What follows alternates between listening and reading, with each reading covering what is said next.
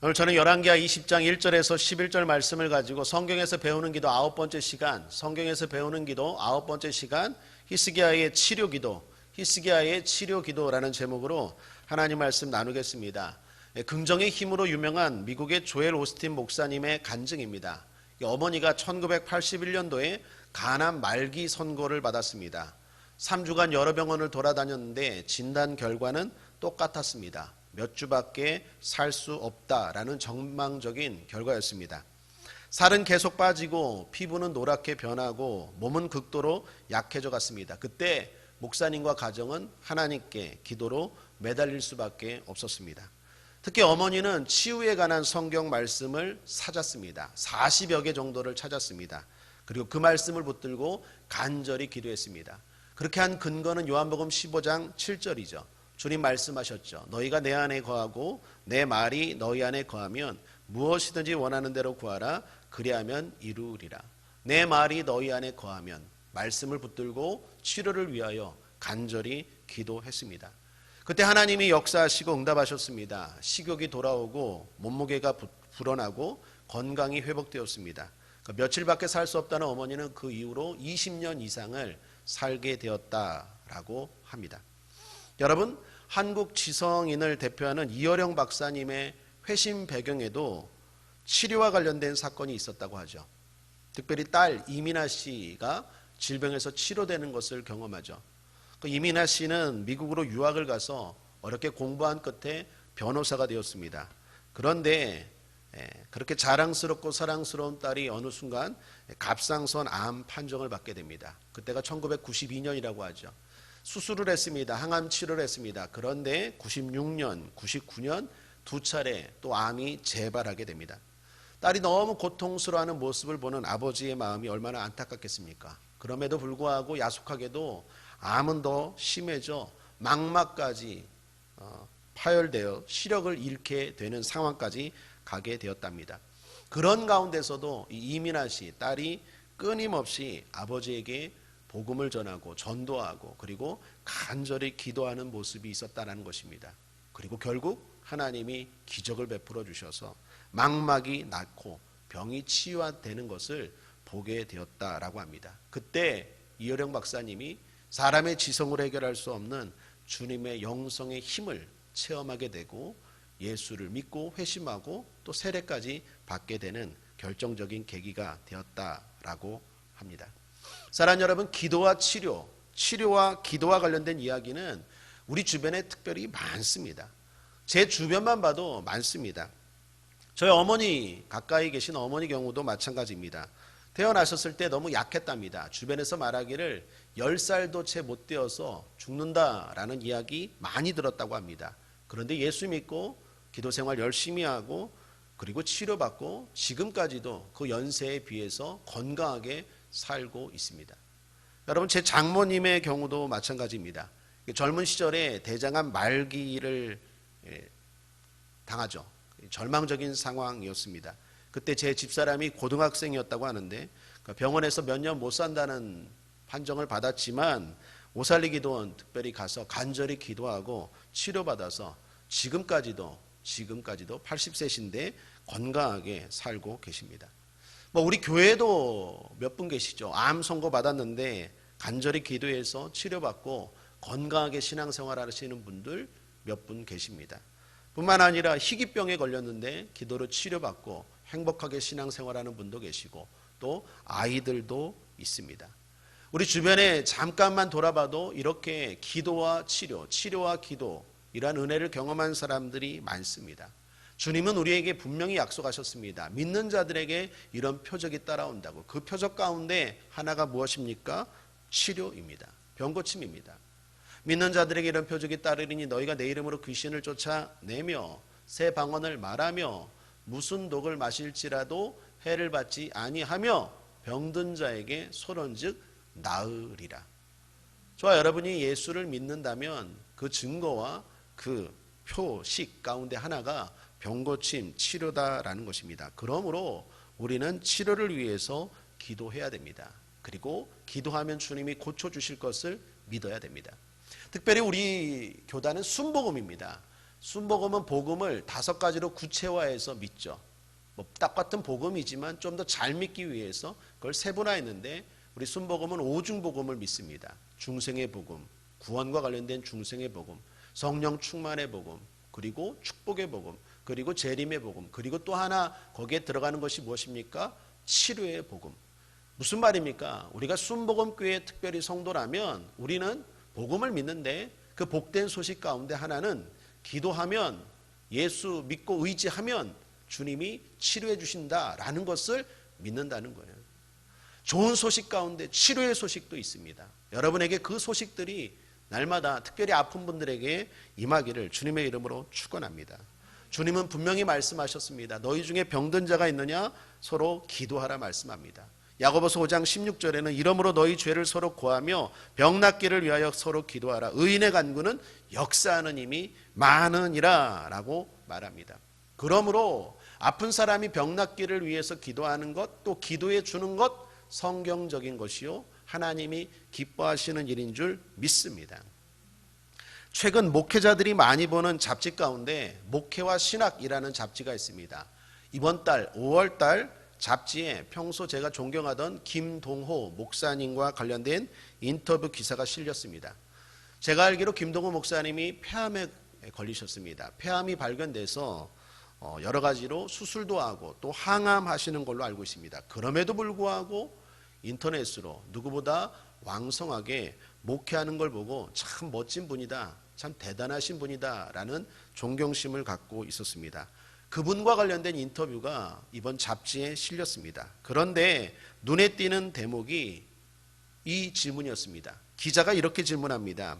최근에 내신 책에 하나님께 살려달라고 기도하는 게 옳은 일이다. 간절히 기도하는 게 인간다운 일이다는 구절이 있습니다.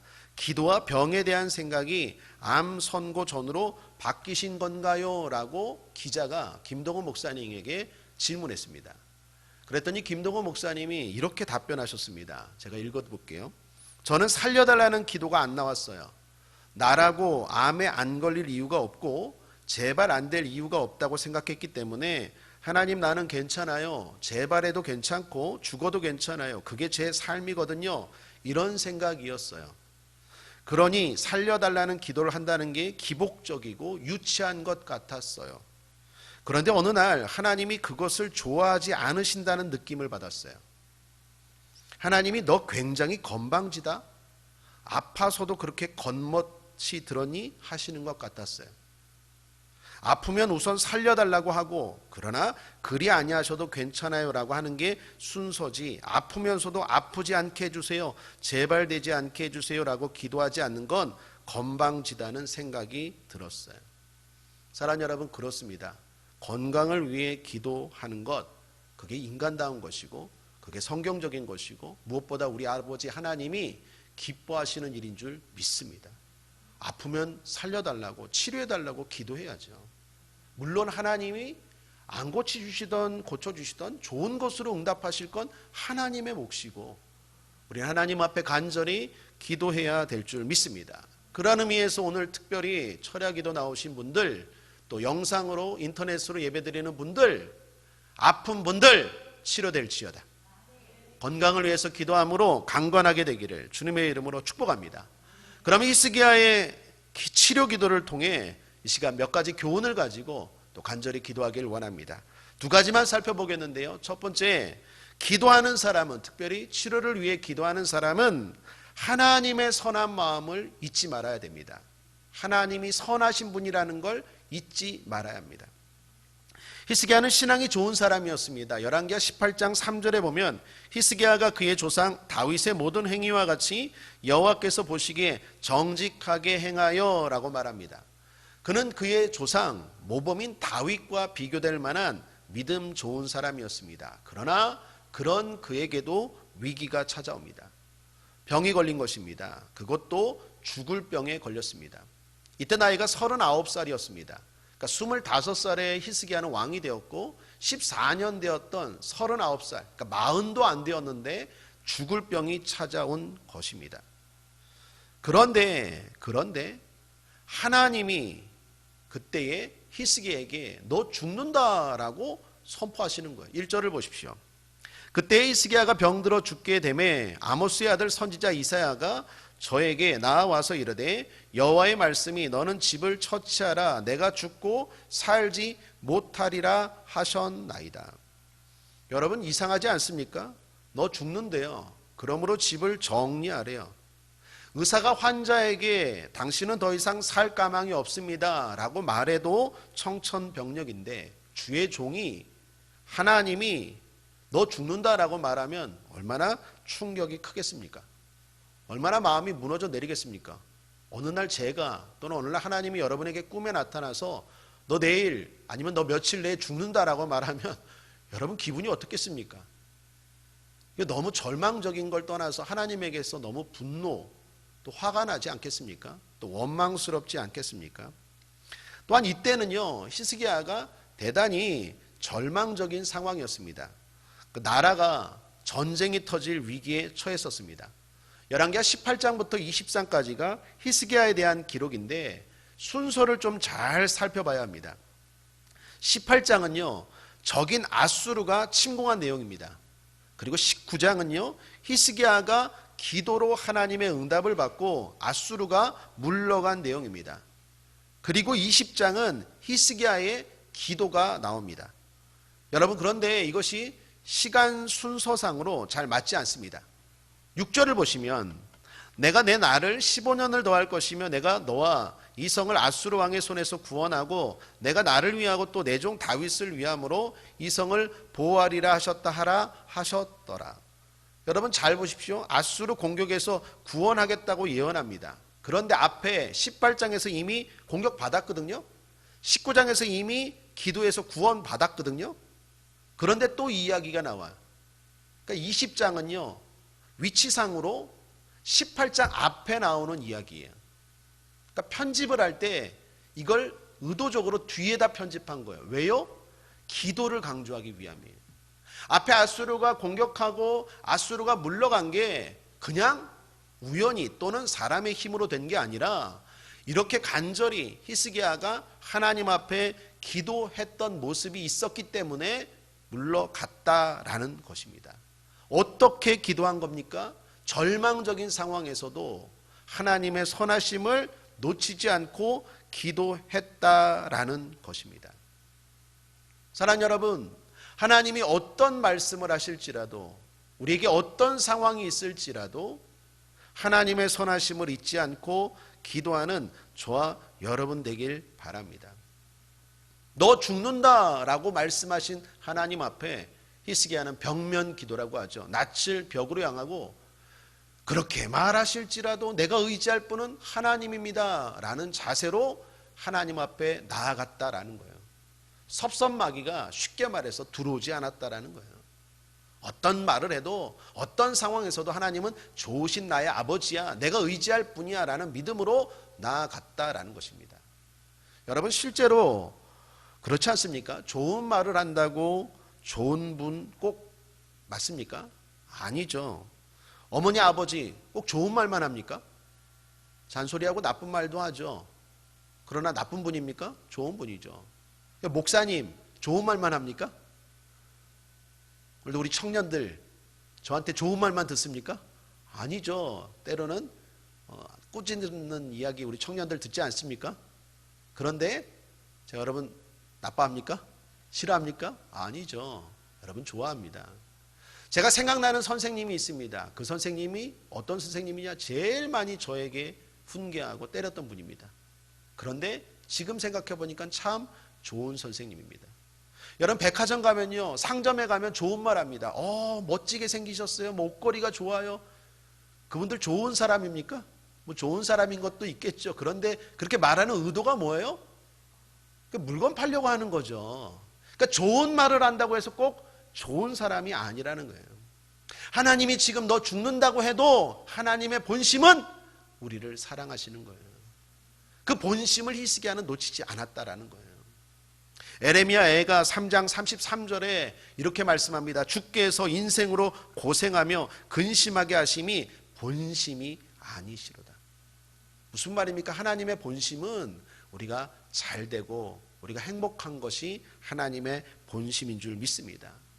이걸 믿고 그리고 낙심하지 않는 사람들이 결국 기적과 능력을 경험하더라라는 것입니다. 신실한 믿음의 선배들 보십시오. 특별히 모세 보십시오. 호렙산에서 십계명을 받고 내려올 때 백성들이 우상을 섬깁니다. 하나님이 진노하셔서 이스라엘 백성들 다 죽이고 너로 새로운 민족으로 다시 시작하겠다고 말씀합니다. 그때 모세가 어떻게 합니까? 목숨 걸고 하나님 앞에 나아가 중보기도 합니다. 하늘나라 생명책에서 내 이름을 없어할 정도로 자신의 목숨을 걸고 하나님 앞에 매달리고 기도합니다. 왜 그렇습니까? 하나님의 말만 들은 게 아니라 하나님의 본심을 알았기 때문이에요. 하나님이 정말 이스라엘을 다 죽이고 싶었겠습니까? 아니에요. 그 마음을 알았기 때문이에요.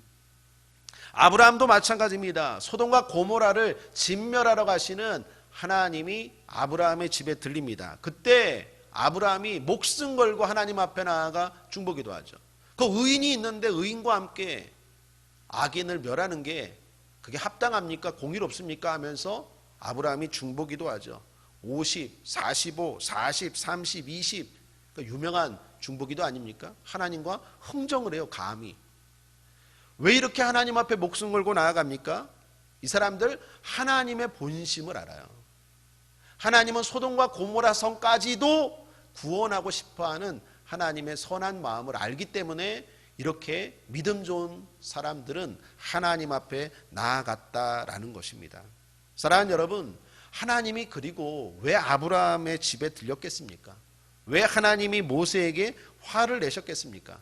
말려달라는 거죠.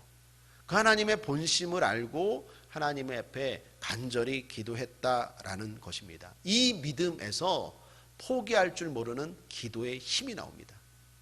사랑하는 여러분, 끝까지 어떤 상황에서도 어떤 말을 들어도 하나님 앞에 나아가는 기도를 포기하지 않는 좋으신 하나님에 대한 생각을 놓치지 않는 저와 여러분 되길 바랍니다. 예수님도 강조하시죠. 누가복음 18장에 예수님이 기도에 대한 비유로 하신 말씀 가운데 원한 맺힌 과부의 이야기가 나오지 않습니까? 거기 악한 재판관, 불의한 재판관과 선한 하나님이 대비되어 나오잖아요. 불의한 재판관도 들어주는데 하물며 선한 하나님이 안 들어주겠느냐. 강조점이 뭐예요? 선한이에요. 선한. 하나님은 선하십니다. 하나님은 좋으신 분이세요. 어떤 말을 들을지라도 나에게 어떤 상황이 펼쳐질지라도 하나님 반드시 내 기도를 보시고 내 기도를 들으시고 내 눈물을 보시고 내 부르짖음에 응답하신다는 걸 믿고 뒤로 물러서지 않는 저와 여러분 되기를 주님의 이름으로 축복합니다. 또 하나, 치료의 기도를 하는 사람은 하나님의 놀라운 계획을 신뢰해야 합니다. 히스기야는 치료를 위해 기도했는데 주님의 응답은 풍성하게 임하십니다. 치료만 아니라 승리와 보호에 대한 말씀까지도 주십니다. 6절을 보시면 내가 내 날을 15년을 더할 것이며 내가 너와 이 성을 아수르 왕의 손에서 구원하고 내가 나를 위하고 또 내 종 다윗을 위함으로 이 성을 보호하리라 하셨다 하라 하셨더라. 무슨 말입니까? 하나님은 더 주시는 하나님이시라는 거예요. 살려달라고 라고 기도했는데 하나님은 살려주실 것뿐만 아니라 더 큰 계획, 더 풍성한 응답을 갖고 계셨다라는 거예요. 히스기야만이 아니라 히스기야가 다스리는 그 나라까지도 하나님은 구원하실 마음과 계획을 갖고 계셨다라는 거예요. 여러분, 솔로몬도 그렇지 않습니까? 열왕기상 3장에 보면 어린 솔로몬이 하나님 앞에 일천번제를 드리고 내가 내게 무엇을 줄고 너는 구하라 했을 때 솔로몬이 지혜를 구하죠. 하나님이 지혜만 주십니까? 구하지 아니한 부귀 영화까지 주십니다. 내 평생에 너와 같은 왕이 없을 것이라고 약속까지 하십니다. 하나님은 더 주시는 하나님이세요. 놀라운 계획을 갖고 있다라는 것을 신뢰해야 합니다. 성경 데살로니가 전서에 보면 쉬지 말고 기도하라라는 말씀이 있습니다. 어떤 주석가가 이 말씀을 이렇게 해석했더라고요. 쉬지 말고 기도하라는 것은 우리가 쉬지 말고 기도하라는 것뿐만 아니라 그 이면에는, 그 내면에는 하나님이 쉬지 않고 주시고 싶은 마음이 담겨 있다라는 거예요. 우리로 하여금 계속 종교적인 생활에 묶여서 살라는 게 아니라 하나님은 우리에게 그만큼 쉬지 않고 더 많이, 더 크게, 더 놀랍게 응답하고 싶은 계획이 있다라는 것입니다. 그래서 하나님 그렇게 명령하시고 말씀하셨다라는 것입니다. 그러므로 사랑하는 여러분, 우리가 주님 앞에 날마다 하나님의 풍성한 계획이 있음을 신뢰하고 낙심하지 않는 저와 여러분 되길 바랍니다. 오늘 본문을 묵상하면서 이상한 점이 있었습니다. 여러분, 왜 하나님이 히스기야에게 죽는다고 가르쳐 주셨을까요? 정말 죽이실 거면 소리 소문 없이 데려가실 수도 있지 않습니까? 그 의도가 뭘까요? 더 주시는 것을 받기 위해서 준비시킨 거예요. 무장시킨 거라고요. 하나님은 히스기야에게 건강만이 아니라 실제로는 이 나라의 구원과 승리까지도 주시고 싶었어요. 그런데 히스기야가 그걸 받을 만한 믿음이 안 돼요. 그래서 하나님이 지금 히스기야의 믿음을 크게 하기 위해서 너 죽어. 그 말은 너 하나님 앞에 기도해. 그리고 믿음이 더 커져. 그리고 하나님의 능력을 경험해. 그리고 더 담대하게 나아가. 내 믿음의 그릇을 넓혀. 그래서 하나님이 더 놀라운 승리와 생각지 않은, 구하지 않은 것까지 주시는 하나님의 축복을 받아라는 하나님의 깊은 뜻이 있었다라는 것입니다. 그래서 하나님은 히스기야에게요 징조까지 보여주세요. 9절을 보십시오. 이사야가 가로되 여호와의 하신 말씀을 응하게 하실 일에 대하여 여호와께로서 왕에게 한 징조가 이 말이이다. 해 그림자가 10도를 나아갈 것이니까 혹 10도를 물러갈 것이니까 라고 징조를 제시해요. 그리고 10도를 나아갈 것이다. 10도를 나아갈 것이다 라는 징조를 하나님이 보여주십니다. 여러분, 며칠만 있으면 나을 건데 왜 이렇게 징조까지 보여주십니까? 마음에 새기고 무장하고 하나님의 복을 받을 준비를 하라는 거예요.